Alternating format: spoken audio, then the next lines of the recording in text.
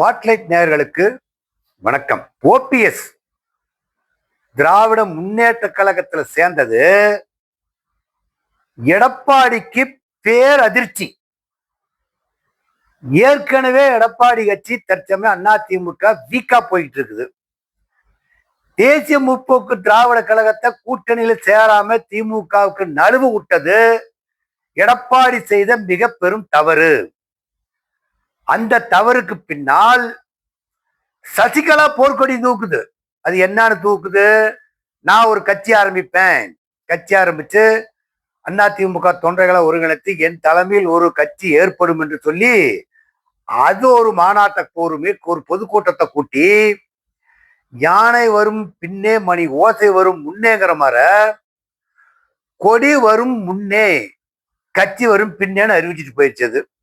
அதுன்னு ஒரு வாரம் கழிச்சு தான் தன்னுடைய கட்சியினுடைய பேருடைய நிலைப்பாட்டை சொல்றோம்னு சொல்லி அறிக்கை விட்டுட்டு அமைதியா உட்கார்ந்து இருக்குது. இந்த சூழ்நிலையில ஓபிஎஸ் யாரும் எதிர்பாராத வண்ணம் எடப்பாடிக்கு பேரதிர்ச்சி கொடுக்கணுங்கிறதுக்காகத்தான் போய் திராவிட முன்னேற்ற கழகத்துல இன்னைக்கு சேர்ந்துக்கிட்டார். இப்படி சேர்ந்தது அதிமுகவுக்கு பலவீனம், மிக மிக பலவீனமாகத்தான் அதிமுக தற்பொழுது இருந்து கொண்டிருக்கின்றது. அனைத்து இந்த அண்ணா திராவிட முன்னேற்ற கழகத்துல பல்வேறு கட்சி கூட்டணியில் இருக்கலாம். கூட்டணியில் இருந்தாலும் அதெல்லாம் ஓட்டு வங்கி இல்லாத கட்சி. இப்ப ஓபிஎஸ் 2024 பாராளுமன்ற தேர்தலுக்கு போட்டி போட்டார் ராமநாதபுரத்துல. 6 தொகுதியை உள்ளடக்கிய தொகுதியில ஒரு 30,000 ஓட்டு வித்தியாசத்துல தான் அவர் தோல்வியுற்றார். அவரு பாரதிய ஜனதா கட்சியினுடைய தாமரப்பூ சின்னத்தில் நிக்கலீங்க. அவர் சுயேட்சையா பலாப்பழ சின்னத்தில் தான் நின்னார். அவருக்கு விழுந்த ஓட்டுகள் 3 லட்சத்து சில்லற ஓட்டுகளும் ஓபிஎஸ்க்காக விழுந்த ஓட்டுகள் தான். இதுல பாரதிய ஜனதா கட்சி ஓட்டு, அவன் ஓட்டு கூட்டணி சேர்ந்தான், தினகர் அவனோட இருந்தா அந்த கூட்டணி சேர்ந்தாங்கிறதெல்லாம் கிடையாது. ஓபிஎஸ்க்காக தன்னோட முக்குளத்தோர்ல இருக்கக்கூடிய இனங்கள் எல்லாம் அவருக்கு ஓட்டு போட்டு ஒரு குறைஞ்ச ஓட்டு வித்தியாசத்துல தான் அவர் தோற்கடிக்கப்பட்டார். அப்பொழுது அதிமுக தொண்டர்கள் உரிமை மீட்பு குழு அப்படின்னு ஒரு குழுவை ஏற்படுத்தி அந்த குழு சார்பா தான் அவர் பலாப்பழத்தில் தின்னார்.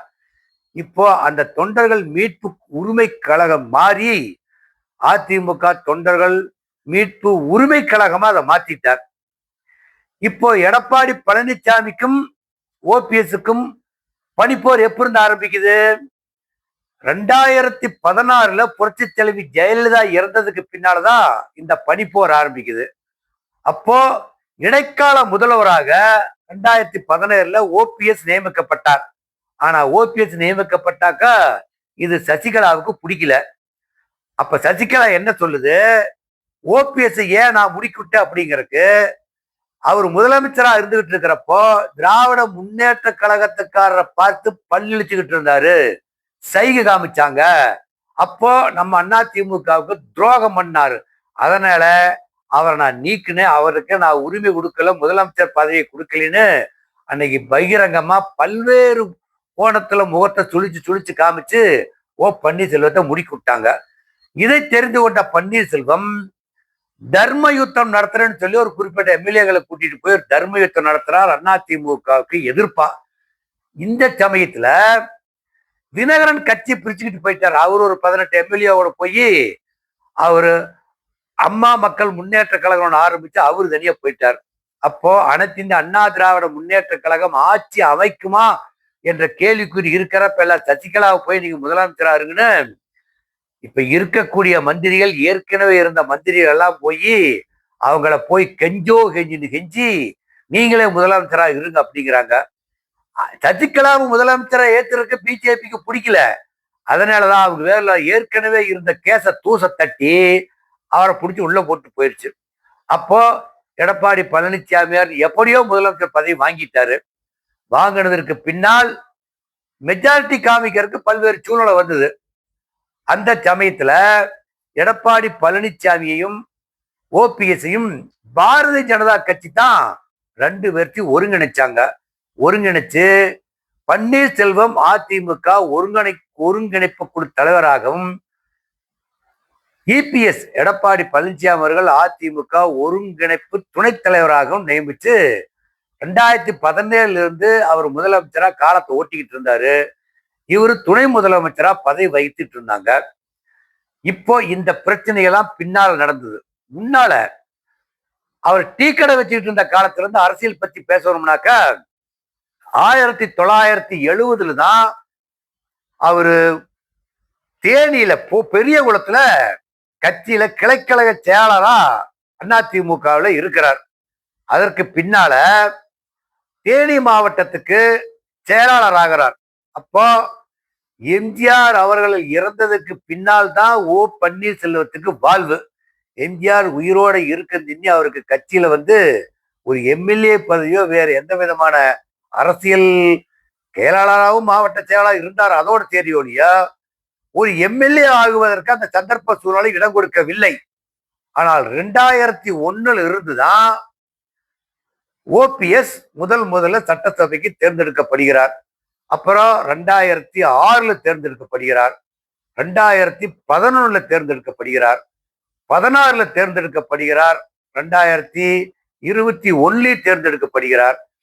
21 தேர்ந்தெடுக்க பிற்பாடுதான் இங்க புரட்சி தலைவி எல்லாம் இறந்து பல்வேறு குழப்பத்துக்கு ஆளாயிட்டாங்க. இப்போ ஓபிஎஸ் திராவிட முன்னேற்ற கழகத்துல சேர்ந்தது அனைத்து இந்திய அண்ணா திராவிட முன்னேற்ற கழகத்துக்கு ஒரு பேர் இழப்புட்டான். அனைத்து இந்திய அண்ணா திராவிட முன்னேற்ற கழகம் 2026 வெற்றி பெறுவது என்பது குதிரைக்கு கூட கொம்பு குளச்சிடலாமுங்க. அதிமுக எல்லளவும் ஜெயிப்பதற்கு வாய்ப்பு இல்லை. ஏன்னு சொன்னா அதிமுக இருக்கக்கூடிய தேசிய ஜனநாயக கூட்டணி எந்தெந்த கட்சி இருக்குது?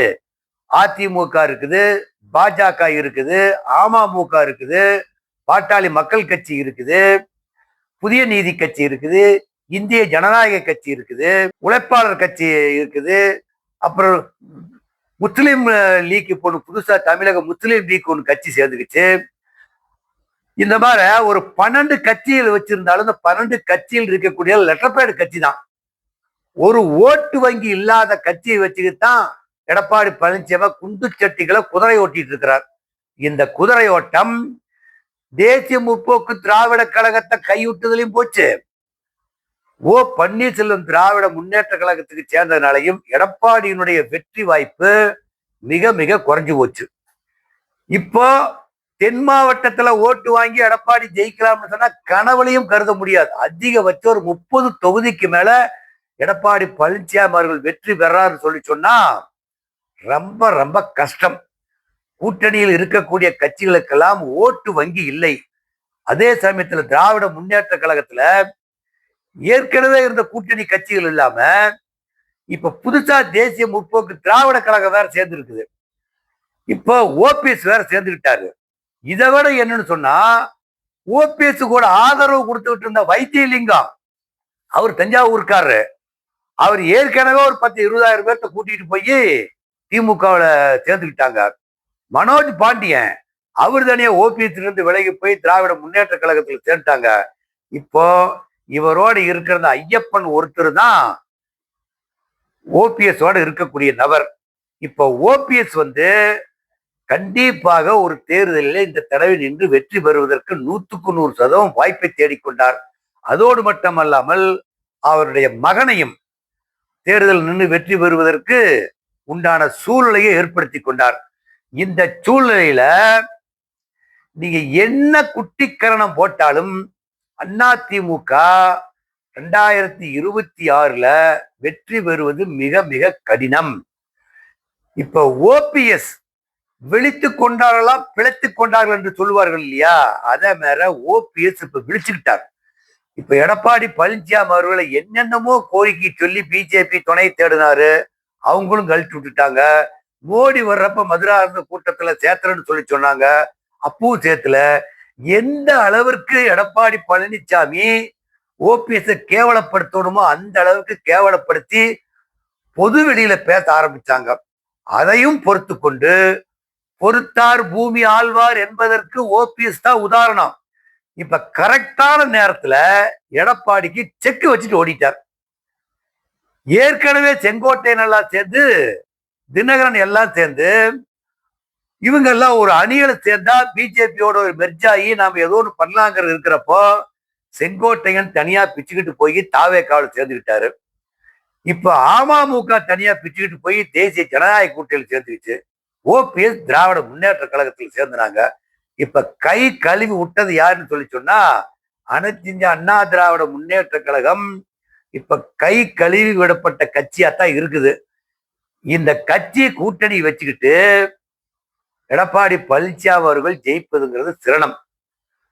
திமுக கூட்டணியில திராவிட முன்னேற்ற கழகம் ஒண்ணு இருக்கு, இந்திய தேசிய காங்கிரஸ் ஒண்ணு இருக்குது, மதிமுக இருக்குது, கம்யூனிஸ்ட் சிபிஐ இருக்குது, கம்யூனிஸ்ட் சிபிஎம் இருக்குது, கொங்கு நாடு மக்கள் தேசிய மக்கள் முன்னேற்ற கழகம்னு சொல்லி ஈஸ்வரன் கட்சி ஒன்று இருக்குது, இப்போ தேசிய முற்போக்கு திராவிட கழகம் இருக்கு, இந்த மாதிரி இந்திய யூனியன் முஸ்லிம் லீக் கட்சி இருக்கு, மனிதநேய மக்கள் கட்சி இருக்கு.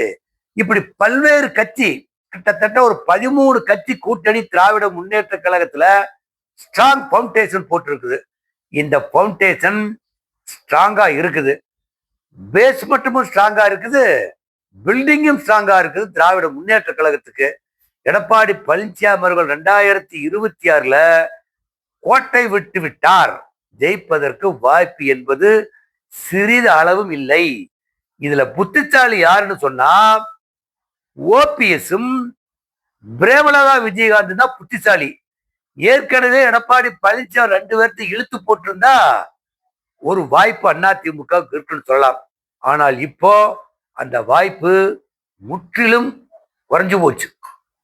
நன்றி, வணக்கம். இந்த வீடியோ உங்களுக்கு பிடிச்சிருந்தா லைக் பண்ணுங்க, கமெண்ட் பண்ணுங்க, ஷேர் பண்ணுங்க, சப்ஸ்கிரைப் பண்ணுங்க.